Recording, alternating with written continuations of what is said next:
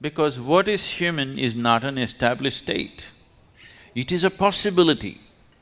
It is not a fixed state. If this possibility has to be made use of, there is a whole system of understanding that needs to happen. Understanding the mechanics of how this life functions and what we can do with it. This mechanics, this technology, this science, we are referring to as yoga. I don't know what types of stuff you're doing, but my experience in United States, particularly in California, a lot of people believe yoga started in California. Yes. I met somebody who seriously believed it was Madonna who started yoga.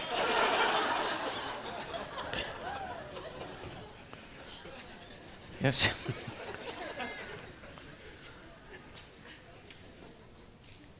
So this mechanics of life, this is as simple as this. I'm sure almost all of you are carrying an instrument, some kind of electronic instrument, a phone at least. The more you know about this phone, the better you can use it. Is that so? Last year, the cell phone companies in India made a survey. India is the largest growing market for telecommunications right now. Every month we are adding about 5.5 million cell phones, okay. In a year, about 60 million cell phones are being added to the service, because everybody is having 3, 4, 5 these days. They made a survey. That's the second one, you haven't heard the first one. They made a survey and they found out that 97% of the people are using only 7% of the capabilities that are there in an ordinary phone. I'm not talking about the smartphone, I'm talking about the dumb phone. In the dumb phone, 97% of the people are using only 7% of its capabilities. So they were contemplating, if we remove 90% of the electronics, still most people will never know. And we can even give them a 500 rupee discount. They will be happy, we will be happy, Maybe they've already taken it off, we don't know. Only if you try to use all of them, all the functions, then you realize something is not working. So, in a little gadget, you're using only 7%. This is the gadget. Every damn gadget has come out of this. How much percentage do you think are you employing this gadget? Just make a guess. How much percentage? 2, 5? You're being very generous to yourself. It's well below 1%, because for your survival process, to conduct your life in the material world, you do not even need 1% of what this is. This is capable of perceiving the whole cosmos. If you prepare it properly, if you hold it, this is like an antenna. If you hold it in the right position, it can just grasp everything in the existence. It is just that we are doing all kinds of things with it, because right now, our whole perception of life is limited to the physical nature of the existence. Physical is like the peel of the fruit. It has no purpose of its own. In the sense, if you have a fruit, the moment you eat the fruit, the peel goes straight to the trash can, isn't it? The peel is only a package.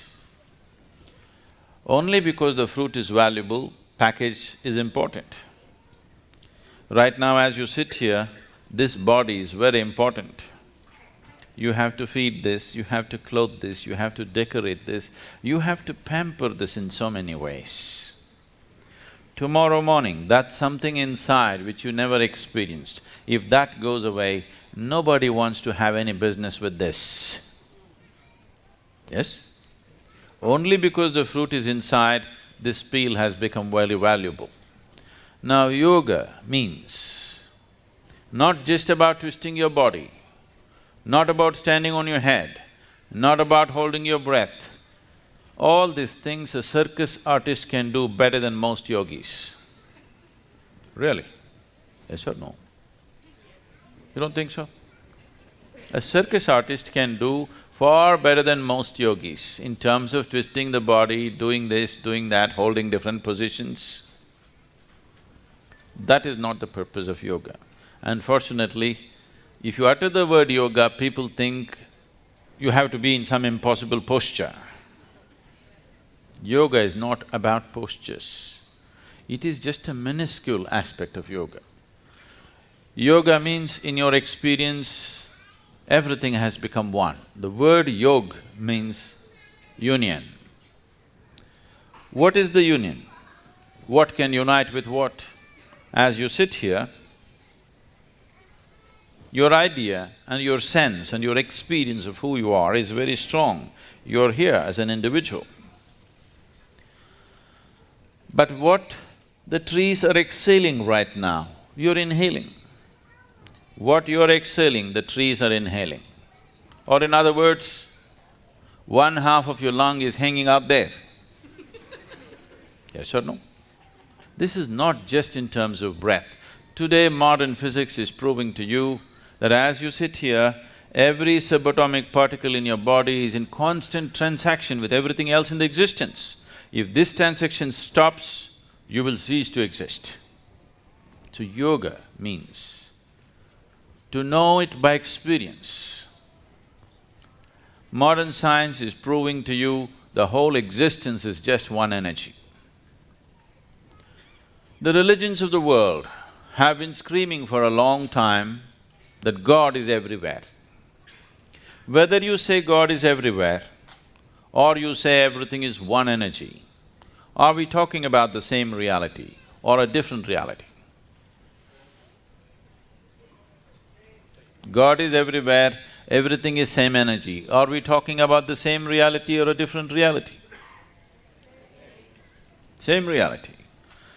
It is just that a scientist has never experienced this. He has arrived at it through mathematical deductions. A religious person has not experienced it. He believes it because it's written somewhere or it's said by somebody. If you are a hard case that you are not willing to settle for deductions or belief systems, then you become a yogi. Yes, if you're a very hard nut, you want to know it yourself, then you become a yogi. You want to know the union of the existence, you want to know the oneness of what it is, not believing it. Like you experience the 5 fingers of your hand, if you can experience everything around you, then we say you're in yoga.